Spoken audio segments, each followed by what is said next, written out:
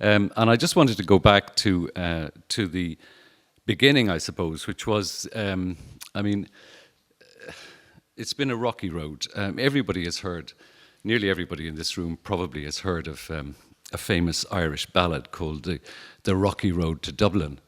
But in fact, it's been a very rocky road to Paris and COP21, with several stumbles along the way. And since the first climate summit took place in Berlin in 1995. And COP1 was chaired by the German environment minister, a then little-known politician in beige pantsuit, that's a clue, from the former GDR, who wielded the gavel to great effect. And it was, of course, Angela Merkel. And we daren't call her Angela. We had to learn that it was Angela. And we all agreed that she was absolutely brilliant. When it came to adopting what was termed the Berlin Mandate at the end of the conference, which was to negotiate a deal within 2 years covering the emissions of developed countries, the Saudi delegate was on his feet to register an objection. But Merkel simply ignored him and said, "I think that's all agreed," and brought down the gavel, and that was it.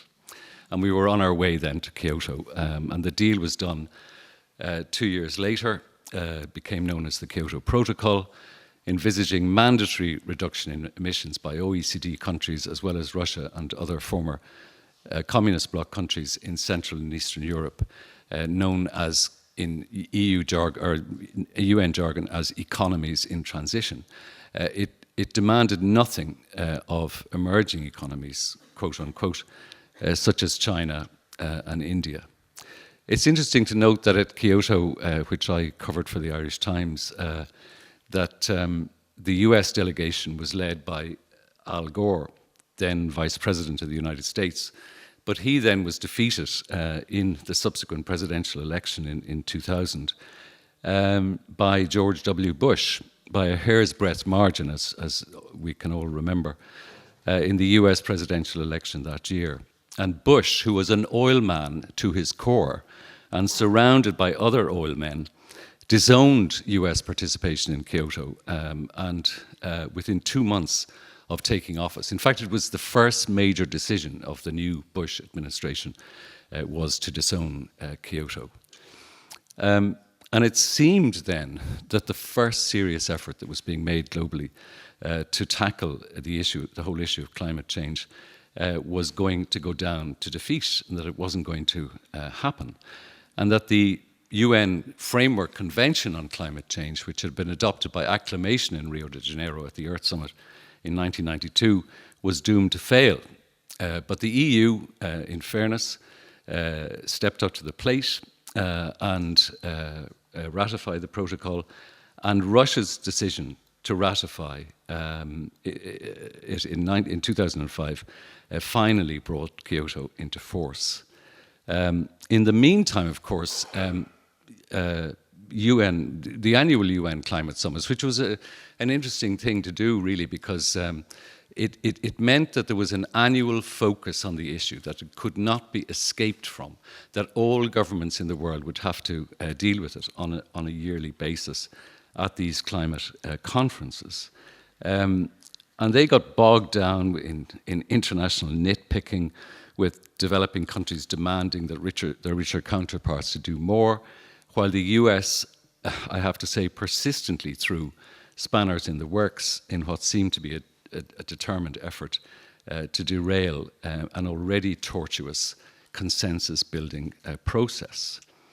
COP13 in Bali in 2007 was a turning point amidst very dramatic scenes, which included the then executive secretary of the convention, Ivo de Boer, breaking down on the podium and going off to get a hanky and so on. That the US delegation finally, reluctantly went along with the consensus that a successor to Kyoto involving deep cuts in emissions worldwide should be agreed in 2 years' time at COP15 in Copenhagen. And it had long been argued, of course, by environmental NGOs and others that climate change was too important an issue to be left entirely to environment ministers to negotiate. You really needed the involvement of heads of state or government, and that they should get involved in the negotiations. And little did we anticipate at the time that this really would be a recipe for disaster.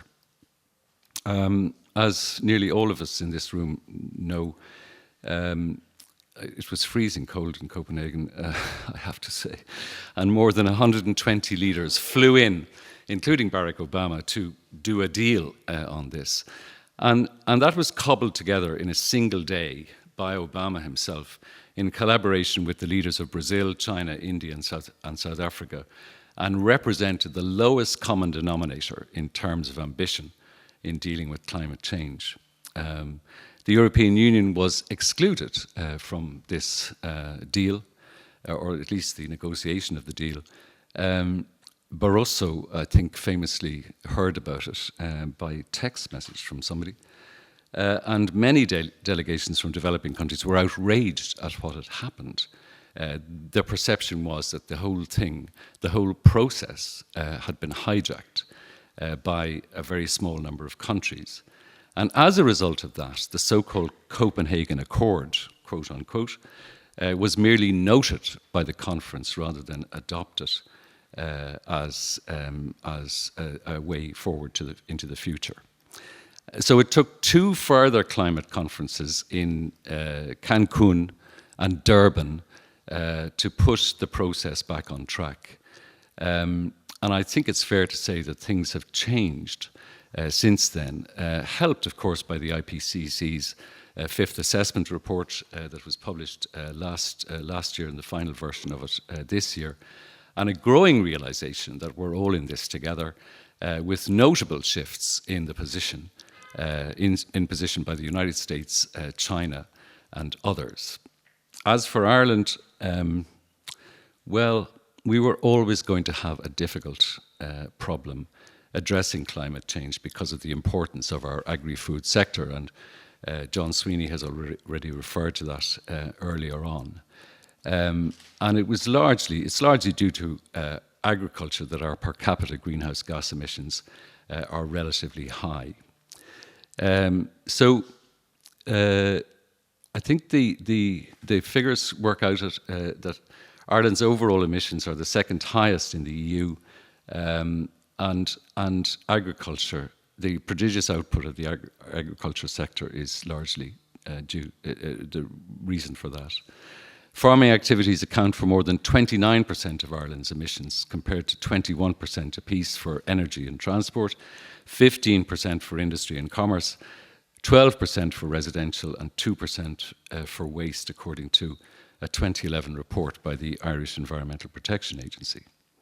The Carbon Action and Low Carbon Development Bill, or Climate Action and Low Carbon Development Bill, which was recently enacted, will do nothing to reduce agriculture's contribution to Ireland's emissions.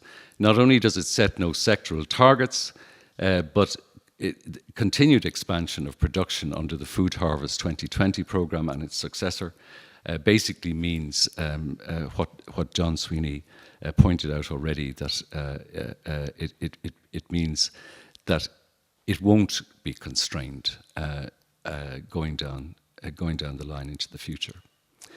Given that industry and electricity are covered by the EU emissions trading system, the net effect of this effective exemption for agriculture is likely to impose a greater burden on transport and the built environment sectors if we are to have any chance of meeting EU reduction targets. Minister for the Environment, Alan Kelly, and his predecessors have repeatedly pledged that Ireland will meet its EU obligations on the climate. However, at the rate things are going, we will overshoot EU targets for 2020 in less than 5 years' time, whatever about even more ambitious targets for 2030. The government and the Irish Farmers Association have made great play in Brussels, arguing that Irish farming is grass-based and therefore more environmentally friendly than elsewhere. And indeed, this argument for exceptionalism in the case of Ireland appears likely to succeed giving us some wriggle room in the future. There's going to be really tough negotiations about the burden sharing aspect of the EU target for 2030 in the next 6 months or so. After a pause in the growth of emissions as a result of the recession, they're again rising in Ireland with the recovery. Car sales are up, traffic levels are increasing again, and we're still throwing motorways at that particular problem. Meanwhile, the sprawl of single houses in the countryside has continued, even during the recession, where indeed one-off houses in the countryside consisted of over 50% of the total output of housing in the last a few years. Our Taoiseach Prime Minister Enda Kenny has talked about, quote, the stark reality of global warming and called on leading nations to, quote, show conviction, unquote, so that others would follow. And he said, we will only succeed in tackling climate change if we adopt a sustainable and truly collective approach, one that is ambitious but fair, that is challenging but achievable. And I wish I could tell you all this evening that I believed what Enda Kenny, that the Taoiseach actually believes what he says himself. But the inaction of his government, its prevarications and its determination to protect vested interests, particularly agriculture, suggests otherwise, unfortunately. There will be a deal in Paris, I'm convinced, to which Ireland and the EU will subscribe, but I'm afraid it won't be enough to save the climate, not for the moment anyway, and it'll need another few tweaks along the way before we can start grappling with the problem. Thank you.